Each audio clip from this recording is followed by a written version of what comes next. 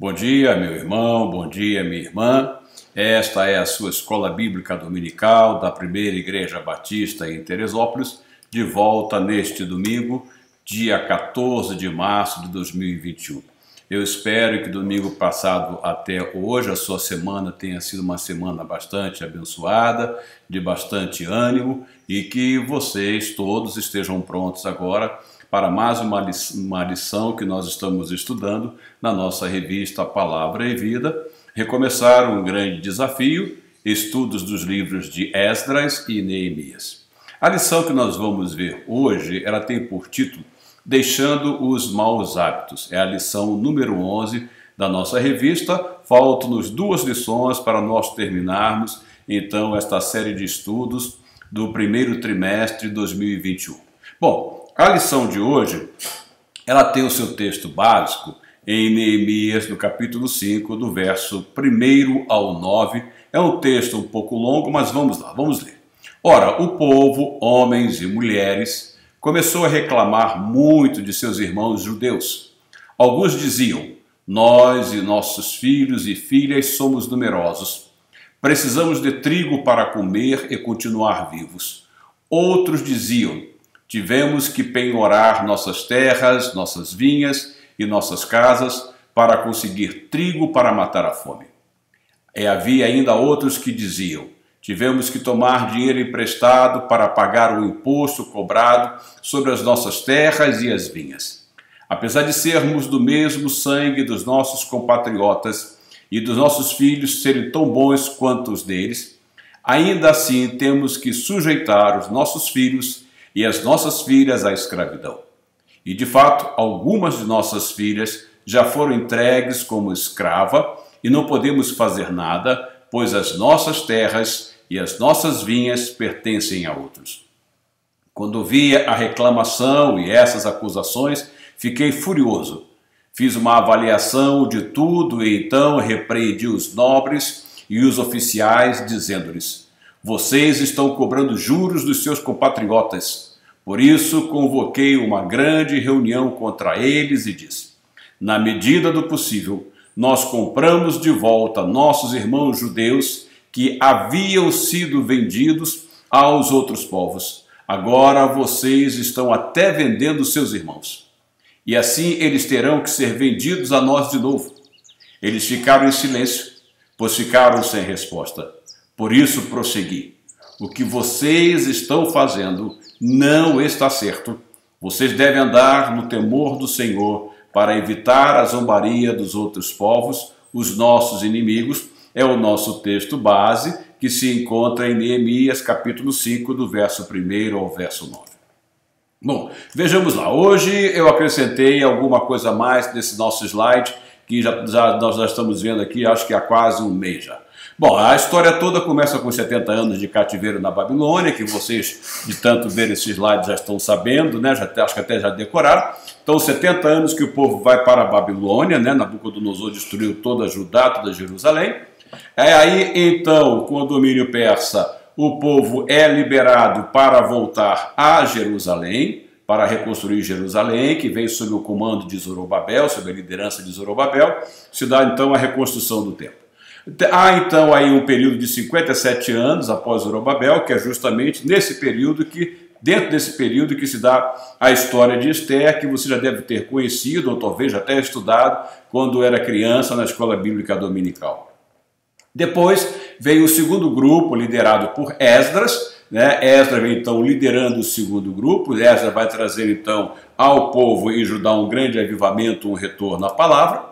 12 anos depois da chegada de Esdras, chega então Neemias, liderando o retorno do terceiro grupo.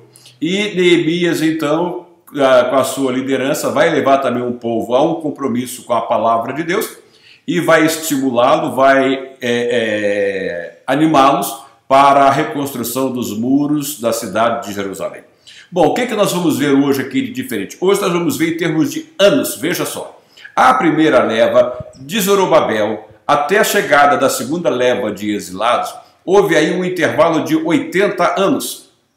E aí nós vamos ver também que da chegada de Esdras até a chegada de Neemias, houve aí um intervalo de 14 anos. Então, somando 80 com mais 14 anos, nós vamos ver que de Zorobabel até a chegada de Neemias passaram-se 94 anos. Então veja, do primeiro grupo que chegou, que eles reergueram o altar, que eles lançaram os alicerces do templo, até a reconstrução dos muros de Jerusalém, tá? Você tem que se lembrar que Esdras vai liderar a reconstrução do templo também.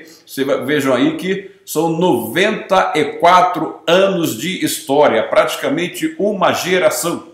Então veja como Deus trabalhava com este povo, como Deus cuidava com este povo e como tudo acontece no tempo de Deus. Então é isso que nós temos aí. Nós vemos então que da chegada do primeiro grupo, liderado por Zorobabel, até a chegada do terceiro grupo, passaram-se 94 anos e quanta história aconteceu aí. Bom, na lição do domingo passado, nós vimos como foi grande a oposição dos inimigos à reconstrução dos muros de Jerusalém. Vocês estão lembrados que os inimigos não ficaram satisfeitos, inclusive levantaram calúnias, dizendo que o povo estava construindo um muro para se rebelar contra o domínio persa. Então Neemias enfrenta esses inimigos externos e alerta o povo para que os enfrente. Então, lá em Neemias, no capítulo 4, versos 7 e 8, que nós vimos domingo passado, fala-nos lá: quando, porém, Sambalate, Tobias, os árabes, os amonitas e os homens de Asdod souberam que os reparos nos muros de Jerusalém tinham avançado e que as brechas estavam sendo fechadas, ficaram furiosos. Todos juntos planejaram atacar Jerusalém e causar confusão. Esses inimigos, como nós vimos no domingo passado no mapa, que eu estou repetindo o mapa aí, esses inimigos cercavam Jerusalém, então eles estavam ao redor. Eu até coloquei na aula de domingo passado aquele versículo da carta do apóstolo Pedro que diz que o inimigo anda ao derredor buscando quem possa tragar. E era justamente isso que o povo de Samaria, de Amon, de Moabe, de Edom, de Asdod fazia. Eles estavam esperando uma oportunidade para arrasar com Jerusalém, para tirar, para causar uma grande vergonha e derrota a Neemias e a todos os seus liderados. Então Neemias, como nós vimos no domingo passado, teve uma grande luta com os inimigos externos. Mas Neemias, ele sempre trabalhou na direção do Senhor, ele sempre animou o povo, ele sempre exortou o povo, mas na direção do Senhor ele conseguiu vencer os inimigos que cercavam Jerusalém, mas como nós temos falado, o inimigo não se dá por vencido. Ele sabe, como tenho dito aqui, que ele tem os seus dias contados, que ele já está derrotado, mas ele insiste em lutar contra o povo de Deus. Aí, então, o que ele vai fazer? Ele vai sempre buscar novas estratégias. Sempre vai buscar novas estratégias. Então, nós temos que estar sempre alerta, porque ele não se dá por vencido, e a semelhança do povo que estava construindo o muro em Jerusalém, nós não podemos deixar brechas. Então nós temos que estar guarnecidos, sem dar chance alguma aos ataques do inimigo. Bom, agora o que vai acontecer? Além de ter os inimigos externos, nós vamos encontrar agora um problema dentro do próprio povo de Jerusalém. Nós vamos encontrar um problema entre os próprios judeus.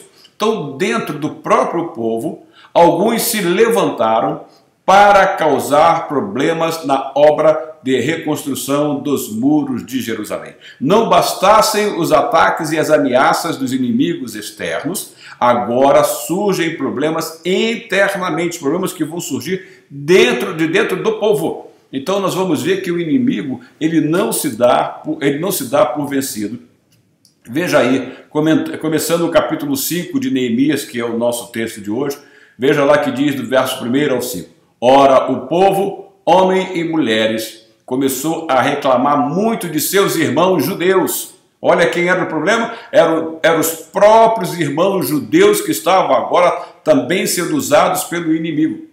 Apesar de sermos do mesmo sangue dos nossos compatriotas e dos nossos filhos serem tão bons quanto os deles, ainda assim temos que sujeitar os nossos filhos e as nossas filhas à escravidão, E, de fato, algumas de nossas filhas já foram entregues como escravas e não podemos fazer nada, pois as nossas terras e as nossas vinhas pertencem a outros. O que nós vemos aí é que o inimigo, ele, como já disse, ele não só ataca externamente, como ele vai atacar internamente. Então, Neemias, ele, além de defender o povo dos ataques externos, precisou defender o povo das ameaças internas.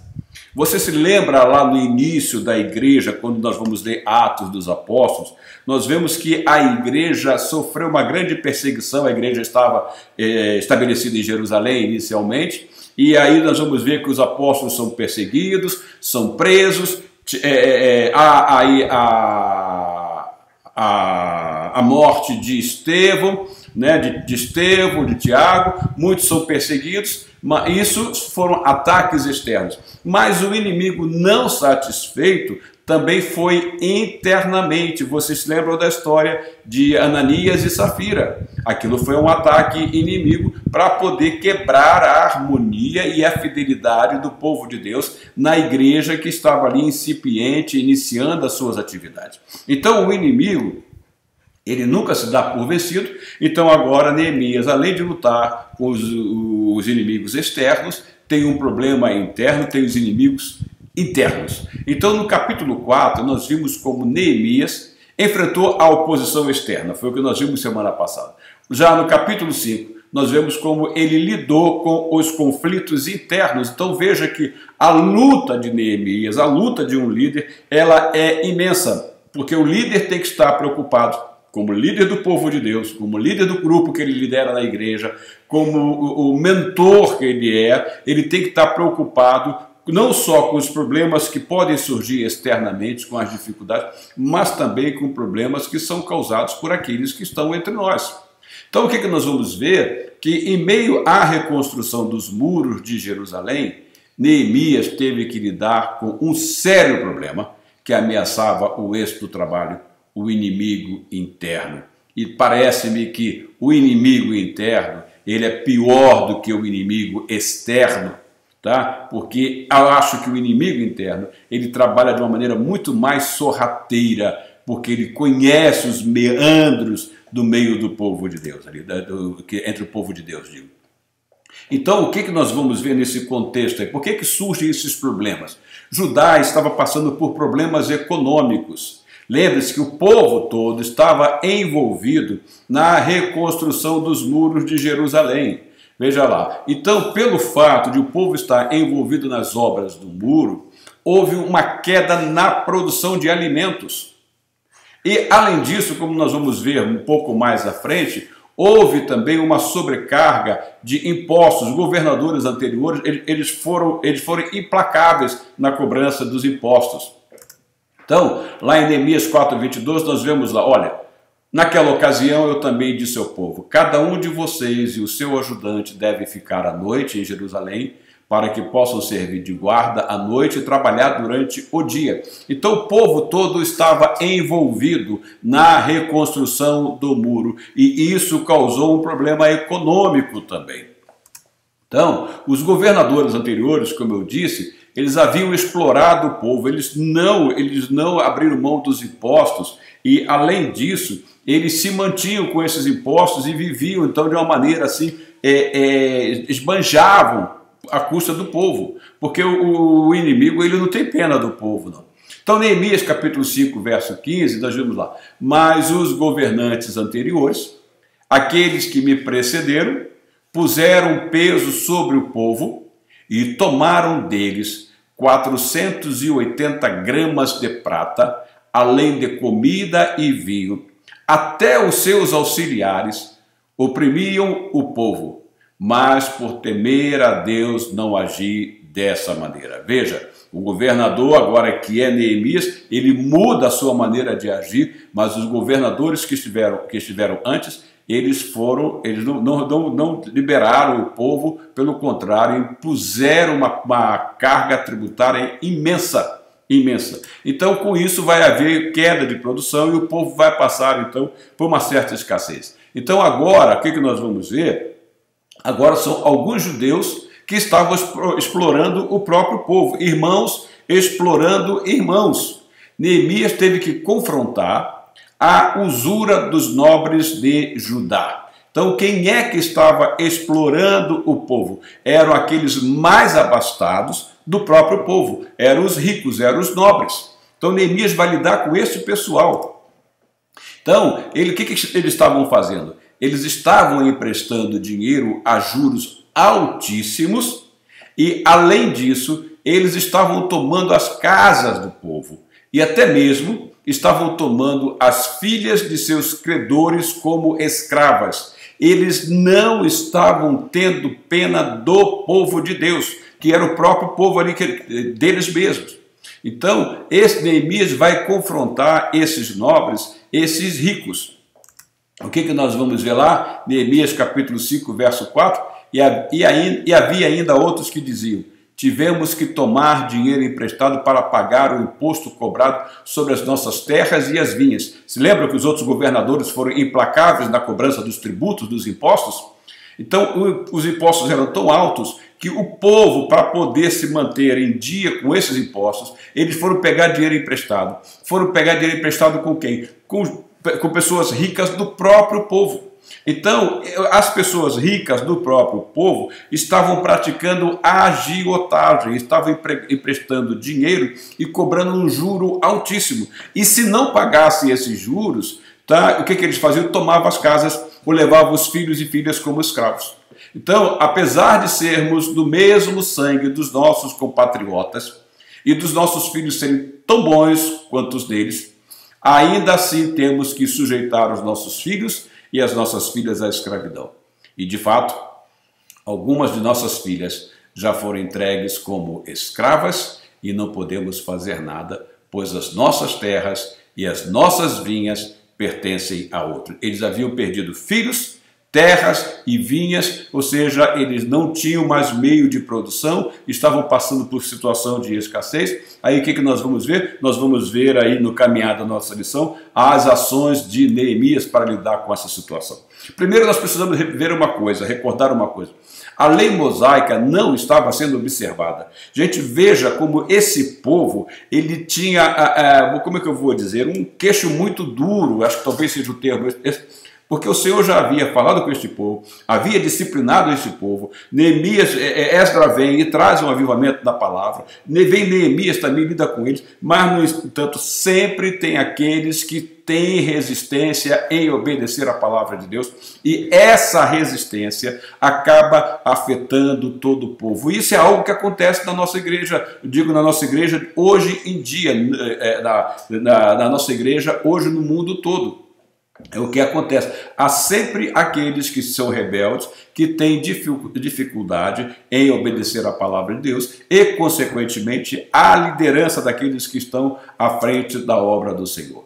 Mas o que nós vemos lá com relação à lei mosaica? Lá em Êxodo, capítulo 22, verso 25, diz: se fizerem empréstimo a alguém do meu povo, a algum necessitado que viva entre vocês, não cobrem juros dele, não emprestem visando lucro.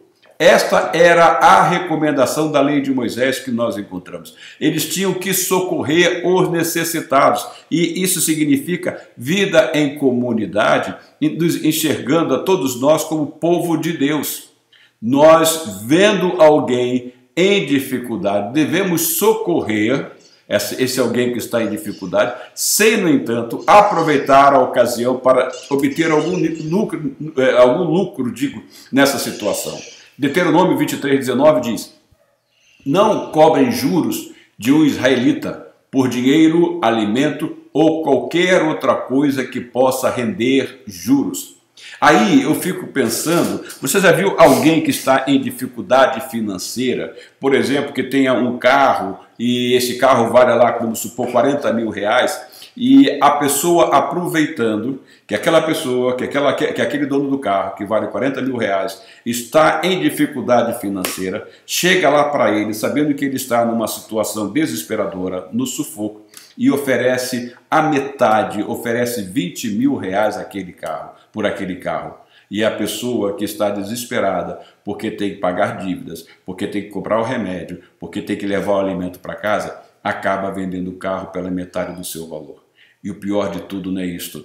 Esse que comprou o carro por 20 mil, depois vai vendê-lo pelos seus 40 ou no mínimo 35 mil. Isso é exploração, é aproveitar a dificuldade do nosso semelhante, do nosso irmão e, sobretudo, como servos de Deus. Isso jamais pode acontecer dentro da igreja.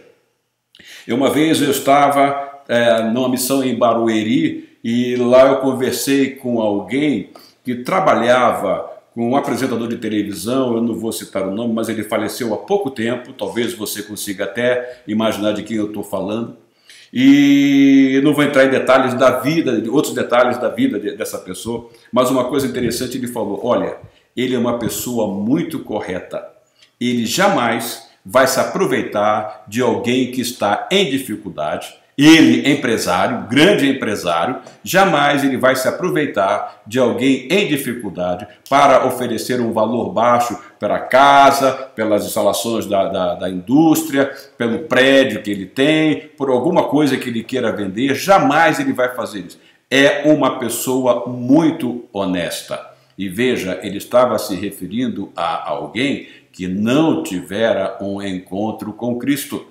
Agora imagine nós vivendo numa comunidade de fé, povo de Deus, a semelhança deste povo lá em Judá, aproveitando situações de dificuldade para emprestar dinheiro a juros ou para oferecer um valor baixo pelo móvel, pelo aparelho doméstico, pelo carro ou por seja lá o que for, a fim de tirar vantagem. E pior, há alguns que fazem isso e depois ainda comentam, fulano me vendeu por tanto e eu consegui ainda vender por tanto e tive tanto de lucro.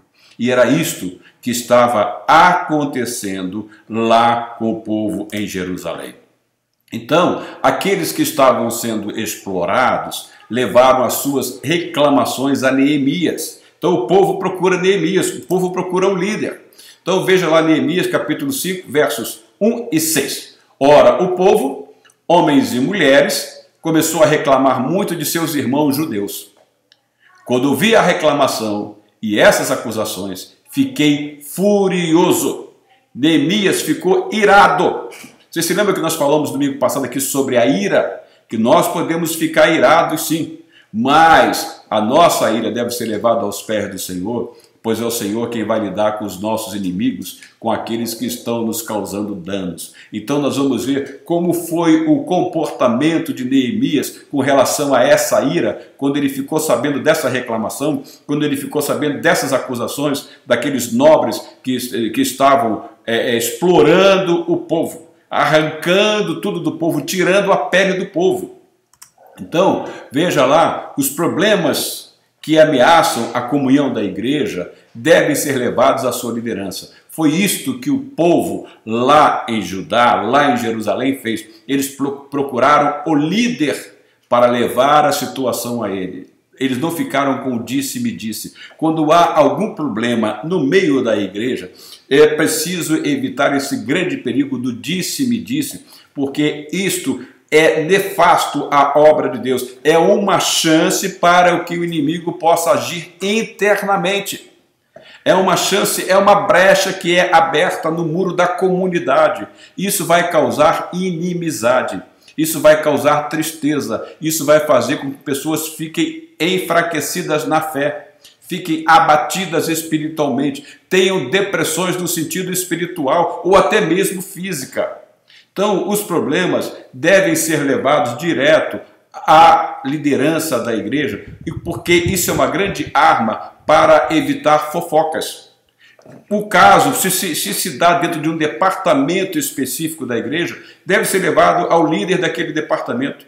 Se dá no meio do coral, deve ser levado ao maestro, ao líder do coral. Seja onde for, a maneira de cortar o problema pela raiz é colocar o líder a par da situação.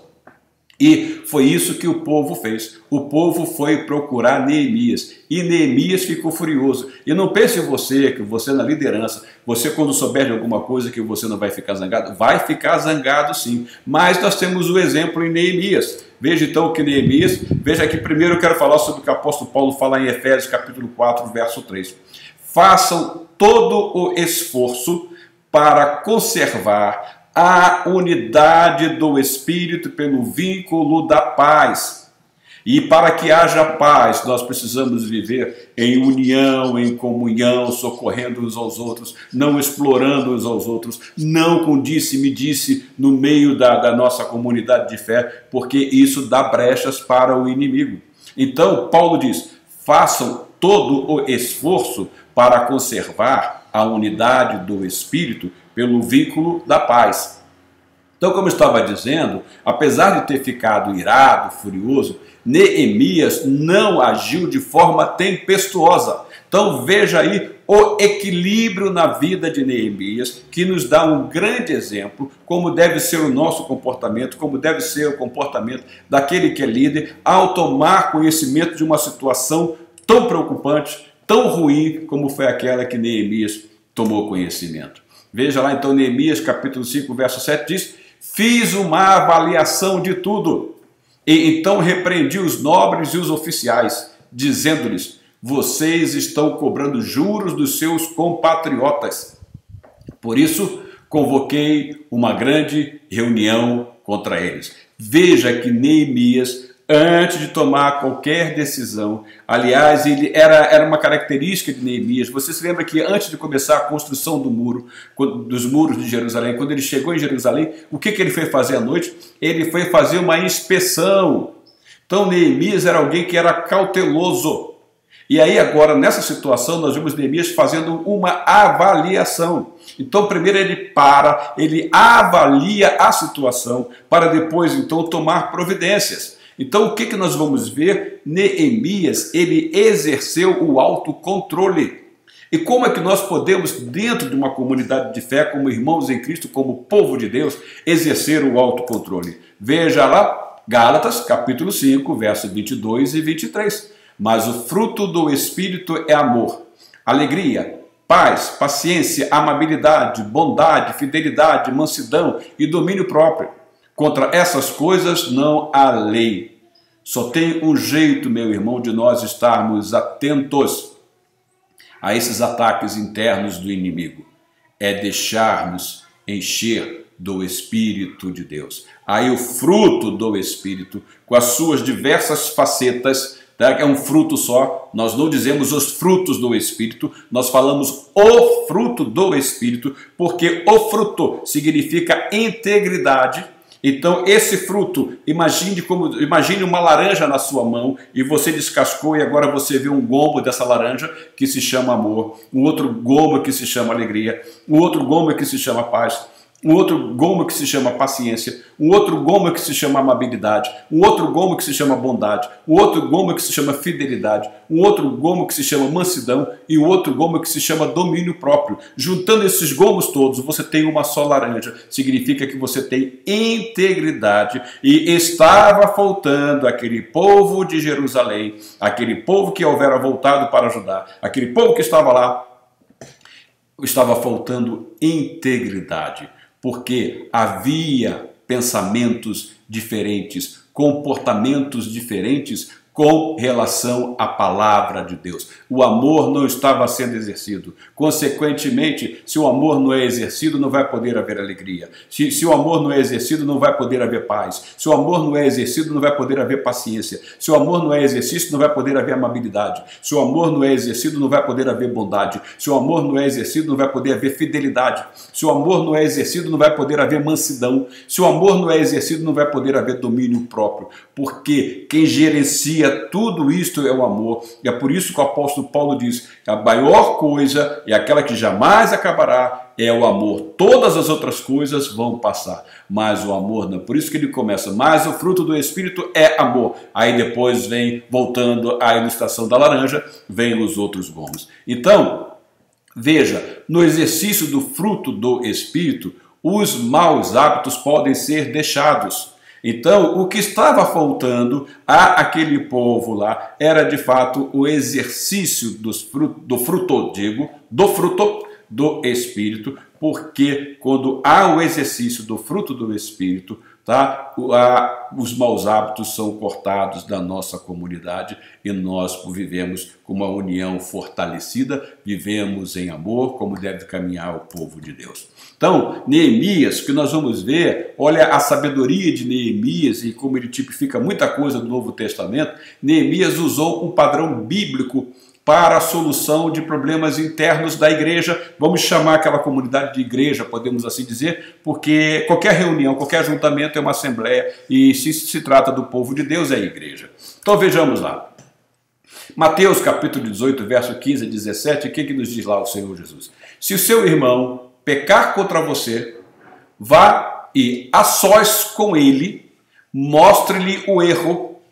Se ele o ouvir, você ganhou seu irmão, mas se ele não o ouvir, leve consigo mais um ou dois outros, de modo que qualquer acusação seja confirmada pelo depoimento de 2 ou 3 testemunhas.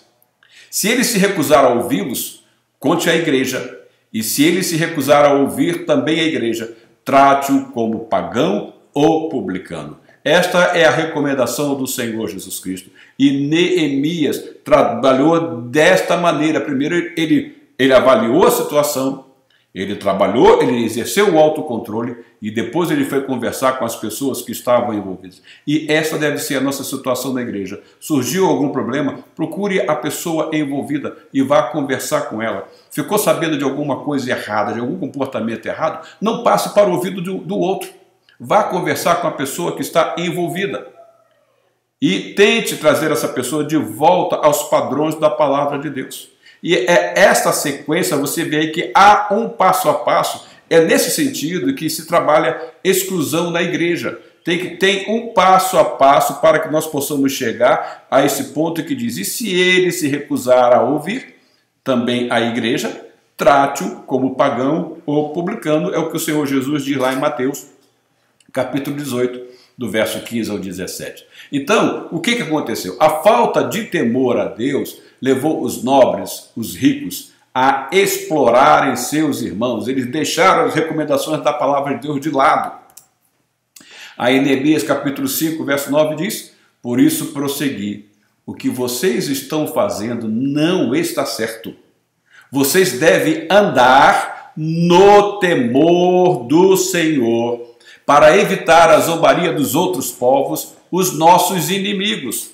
Veja que chance que estavam dando aos inimigos externos para que o nome de Deus fosse blasfemado pelos outros povos, por aqueles inimigos externos. Então, quando se dá chance ao inimigo de agir internamente, o que vai acontecer? O povo do mundo vai blasfemar o nome de Deus, o povo vai ser zombado e o nome de Deus vai ser blasfemado. É o que nós vemos aí às vezes, meu irmão e minha irmã, igrejas que se dividem porque não exerceram o autocontrole, não exerceram o fruto do Espírito e há divisões e acabam levando os problemas da igreja para a justiça lá fora, para que a igreja, para que aqueles membros, para que aquele grupo envolvido, para que eles sejam julgados por pessoas ímpias, questões da igreja sendo levadas para fora.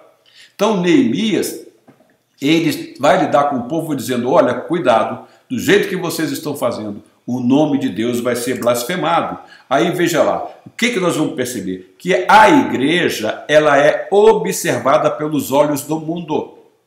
Então, se no meio do povo há a exploração desse povo, se no meio do povo há uma manifestação de desamor, isso vai ser observado lá fora e o nome de Deus vai ser blasfemado. Quantas vezes você talvez já tenha ouvido? Mas fulano é crente, e aquele pessoal lá diz que é crente, como que tem esse comportamento?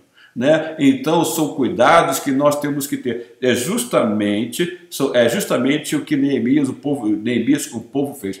Fechar as brechas, não dar chance ao inimigo que está ao redor. Então, meu irmão e minha irmã, quando o nosso agir é semelhante ao do mundo, o evangelho é escandalizado e o nome de Deus ele é blasfemado. Veja aqui o que dizia o apóstolo Paulo, Romanos 1,16, não me envergonho do evangelho, porque é o poder de Deus para a salvação de todo aquele que crê. Primeiro do judeu, depois do grego. Talvez você ache que esse texto esteja fora de contexto, mas eu coloquei para a seguinte razão. Uma coisa é não se envergonhar do evangelho e outra coisa é envergonhar o evangelho. Outra coisa é trazer escândalo ao evangelho. Situações políticas que afetam isto. Olha, deixa eu lhe contar uma coisa. Em São José da Caiana, no interior da Paraíba, nós tínhamos lá um casal de missionários que eles tinham alugado a casa de uma senhora que era membro de uma igreja de uma outra denominação. E este casal já estava lá trabalhando como missionários e eles, depois de algum tempo, transferiram, mudaram o seu endereço eleitoral, domicílio eleitoral para aquela cidade. E num dia, em conversa com essa senhora proprietária da casa que eles haviam arrendado, eles falaram para ela o seguinte: ah, não, nós vamos votar no fulano de tal para prefeito. Você sabe qual foi a reação daquela senhora, dona da casa? O quê? Quero a minha casa vazia amanhã. Pode entregar a casa e saiam da casa amanhã. Não quero mais vocês como inquilino. Então, meu irmão, é esse tipo de comportamento que às vezes se vê. Pessoas se separando, tendo atritos por questões políticas. Veja, nós temos que exercer, volto a falar, é o fruto do Espírito. E hoje, principalmente o momento que nós estamos vivendo no Brasil, quantas inimizades têm sido causadas por questões políticas entre nós, irmãos, entre nós, Igreja de Jesus Cristo. Então, Paulo diz, não me envergonho do evangelho, porque é o poder de Deus para a salvação de todo aquele que crê, primeiro do judeu, depois do grego. Aí eu coloquei embaixo, uma coisa é não se envergonhar do evangelho, outra coisa é envergonhar o evangelho. Então, veja lá, Neemias identificou 4 causas que afligiam o povo de Judá. Uma era a usura, a outra era a falta de amor, a outra era a falta de temor a Deus. Aliás, eu deveria ter colocado em primeiro lugar ali a falta de amor, porque quando falta o amor, facilmente vem a usura, facilmente vem a falta de temor. Aliás, deixa eu corrigir, a primeira coisa a ser colocada ali seria a falta de temor a Deus. A falta de temor a Deus vai trazer como consequência a falta de amor. E a falta de amor vai trazer como consequência a usura. Então, eu botei aí, agora que eu percebi, que eu deveria ter colocado na ordem invertida. Tá? Então, vamos lá. Neemias, capítulo 5, verso 8 e 9 diz: e disse, na medida do possível, nós compramos de volta nossos irmãos judeus que haviam sido vendidos aos outros povos. Agora vocês estão até vendendo seus irmãos, e assim eles terão que ser vendidos a nós de novo. Eles ficaram em silêncio, pois ficaram sem resposta. Quando você repreende, baseado na palavra de Deus, e a pessoa está disposta a mudar o seu rumo, a voltar a cumprir os preceitos da palavra de Deus, a pessoa vai ficar sem resposta. Por isso, prosseguir. O que vocês estão fazendo não está certo. Vocês devem andar no temor do Senhor, para evitar a zombaria dos outros povos, os nossos inimigos. Neemias começa dizendo aqui o seguinte, no verso 8. Na medida do possível, nós compramos de volta nossos irmãos judeus que haviam sido vendidos aos outros povos. Nesse processo de exílio para a Babilônia, mesmo estando na Babilônia, muitos judeus foram vendidos a outros povos como escravos, talvez por dívida mesmo. Olha o Neemias, um grande líder, que ele manifesta o seu amor pelo seu povo. Neemias foi lá e comprou esses judeus de volta, para trazê-los para junto de si. Esses judeus que haviam sido vendidos a outros povos. Aí Neemias diz, olha, nós compramos de volta nossos irmãos judeus que haviam sido vendidos a outros povos. Agora vocês mesmos estão vendendo seus irmãos. Aí nós vamos ter que comprar de volta os nossos irmãos que vocês mesmos fazem parte do nosso povo venderam.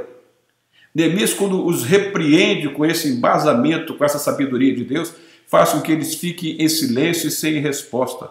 Aí Neemias vai dizer o seguinte: vocês devem andar no temor do Senhor, para evitar a zombaria dos outros povos, os nossos inimigos. Então, o que nós vimos? Que como consequência da falta do temor a Deus, tem-se a falta de amor e a usura. Agora sim, agora eu coloquei na ordem certa. Como consequência da falta do temor a Deus, tem-se a falta de amor e a usura. É claro, isso é uma coisa chama a outra. Aí o que Tiago, na sua carta, no capítulo 2, do verso 14 a 17, vai nos dizer? De que adianta, meus irmãos, alguém dizer que tem fé, se não tem obras? Acaso a fé pode salvá-lo? Se um irmão ou irmã estiver necessitando de roupas e do alimento de cada dia, e um de vocês lhe disser: vá em paz, aqueça-se e alimente-se até satisfazer-se, sem porém lhe dar nada, de que adianta isso? Assim também a fé por si só não pode, assim também a fé por si só, se não for acompanhada de obras, está morta. Aí aqui nós vamos ver aquela situação, tá, que acontece de alguém chegar e dizer: irmão, ora por mim, porque a situação está assim, estou desempregado, estou sem alimento, não sei o quê. Dá-se aquele tapinha nas costas do irmão e diz: irmão, eu vou orar por você. Mas qual é a recomendação do apóstolo Tiago? Se o irmão estiver necessitando de roupa e de alimento de cada, vá em paz, aqueça-se e alimente-se até satisfazer, sem porém lhe dar nada. O que adiantou isso? Será que a orar somente vai adiantar? Nós temos visto aí nos exemplos de Neemias, que Neemias era alguém que orava e partia para a ação. Aí eu volto a falar daquilo que nós temos visto aqui em lições anteriores, que às vezes nós estamos orando e a resposta de oração somos nós mesmos. E era isso que estava acontecendo lá com o povo em Judá, em Jerusalém. O povo estava passando necessidade e eles estavam sendo implacáveis, eles não tinham pena e estavam maltratando o povo, tirando, aqui num termo assim bem popular, bem coloquial, estavam tirando o couro do povo, eles não estavam tendo pena dos seus irmãos. Então, Provérbios capítulo 1, verso 7 diz lá: o temor do Senhor é o princípio do conhecimento, mas os insensatos desprezam a sabedoria e a disciplina. Olha, esse povo era insensato, eles já haviam sido disciplinados, eles tinham conhecimento, porque Neemias e Esdras ensinaram a palavra, lembre-se que eles eram dedicados ao ensino, mas, no entanto, continuavam vivendo na insensatez, desprezando a sabedoria e a disciplina, causando problema no meio do arraial de Deus. Então, Neemias exortou os nobres a deixarem os maus hábitos que estavam praticando e prejudicando os demais do povo.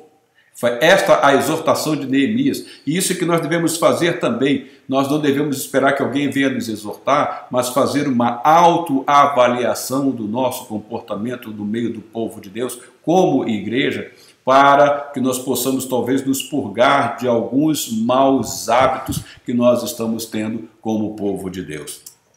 Aí, Neemias capítulo 5, verso 11 diz lá: devolvam-lhes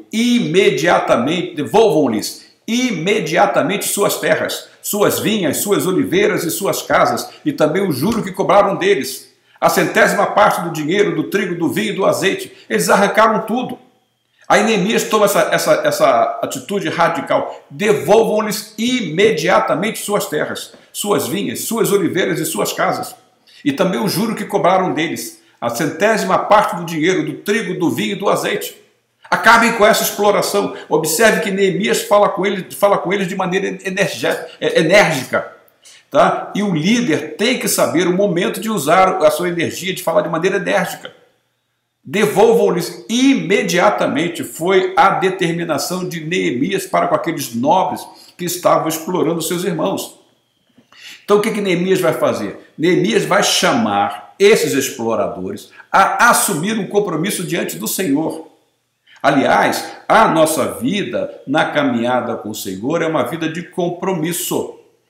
Veja que o que estava levando aqueles exploradores a explorar os seus irmãos era justamente a falta de compromisso com o Senhor. Era justamente a falta de temor do Senhor. Neemias capítulo 5, versos 12 e 13. E eles responderam, olha como é que eles agora já mudaram de atitude. Nós devolveremos tudo o que você citou e não exigiremos mais nada deles. Vamos fazer o que você está pedindo. Mas aí Neemias vai se calçar, Neemias vai deixar isso registrado. É como se Neemias tivesse ido a um cartório. Então ele faz o seguinte: então convoquei os sacerdotes e os fiz prometer sob juramento cumprirem o que havia prometido. Também sacudi a dobra do meu manto e disse: Deus assim sacuda de sua casa e de seus bens todo aquele que não mantiver a sua promessa. Tal homem seja sacudido e esvaziado. Diante disso, toda a assembleia disse amém e louvou o Senhor, e o povo cumpriu o que prometeu. Veja, uma coisa é errar, outra coisa é persistir no erro, e uma coisa é reconhecer o erro, confessar o erro, reparar os danos. Então aqueles nobres, eles repararam os danos, mediante a palavra enérgica de Neemias, e eles assumiram um compromisso. Veja, vivendo em comunidade de fé, nós temos que assumir um compromisso de ser bênçãos na vida um dos outros. Nós não podemos viver de maneira isolada, nós não podemos viver em si mesmados, nós não somos uma ilha, nós somos um corpo.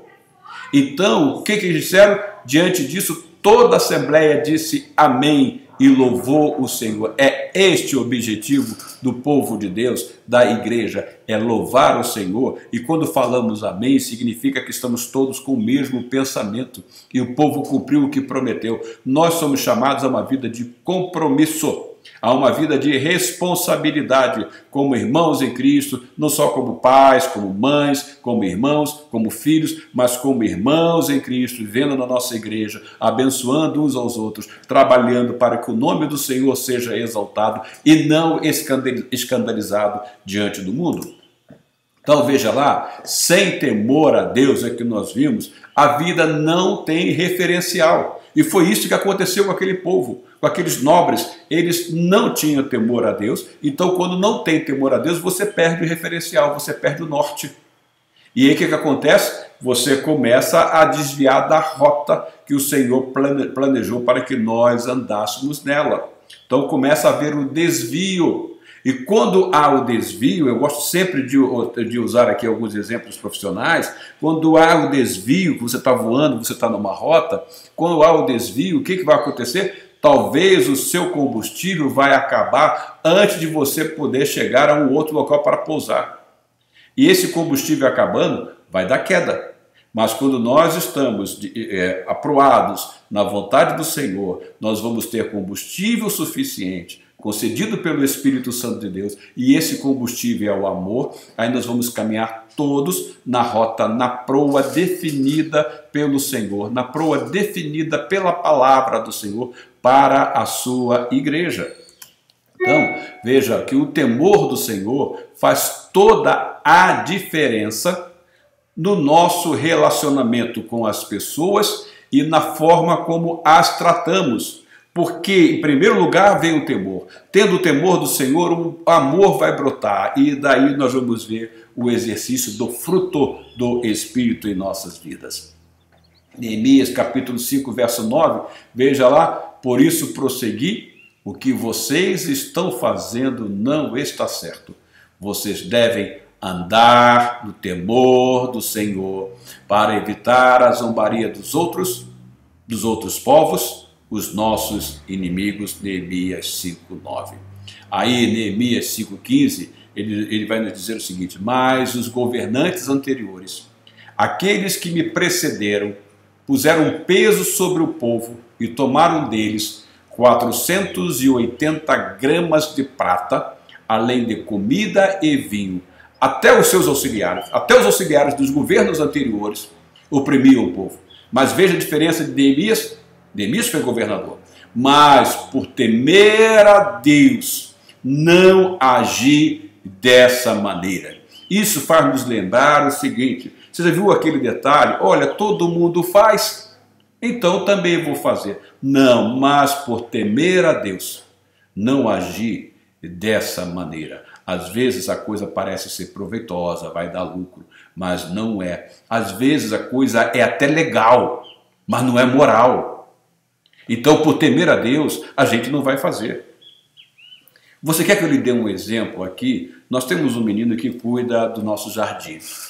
E um dia eu conversei com ele sobre esse benefício do governo, esse auxílio emergencial. Ele trabalha aqui, vem aqui 2 vezes na semana, só na parte da manhã, em torno de 2 ou 3 horas. Em suma, ele não tem carteira assinada, tá? Ele não tem carteira assinada, trabalha em diversas casas aqui. E eu falei com ele: Ailton, você não vai se inscrever para obter esse auxílio emergencial? Aí sabe o que ele me respondeu? Seu Jorge, eu não vou fazer uma coisa dessa. Eu sei que eu tenho direito, mas não está me faltando serviço. O Senhor tem me abençoado. Ele é crente, ele é servo do Senhor de uma denominação aqui na cidade. O Senhor tem me abençoado. Eu não vou fazer uma coisa dessa. Tem tanta gente precisando, por que eu vou tirar a vez dessa pessoa? Não está me faltando serviço. Aí eu olhei para ele, olha, eu aprendi com ele, ele me deu uma lição. De fato, ele tinha razão. Era legal ele pedir o auxílio emergencial? Era. Mas era moral? Não. Então, é este o nortear do procedimento, é este o nortear que nos traz o temor de Deus em nossas vidas. Então, quando nós temos temor de Deus, veja só o que disse Neemias, mas por temer a Deus, não agir dessa maneira. Então, não é porque todo mundo foi lá buscar o auxílio emergencial, tá? Não é porque todo mundo foi lá buscar o auxílio emergencial que todo mundo vai achar que deve fazer isto. Tá?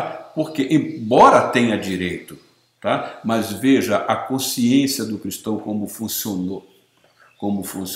São comportamentos que nos marcam, que nos ensinam.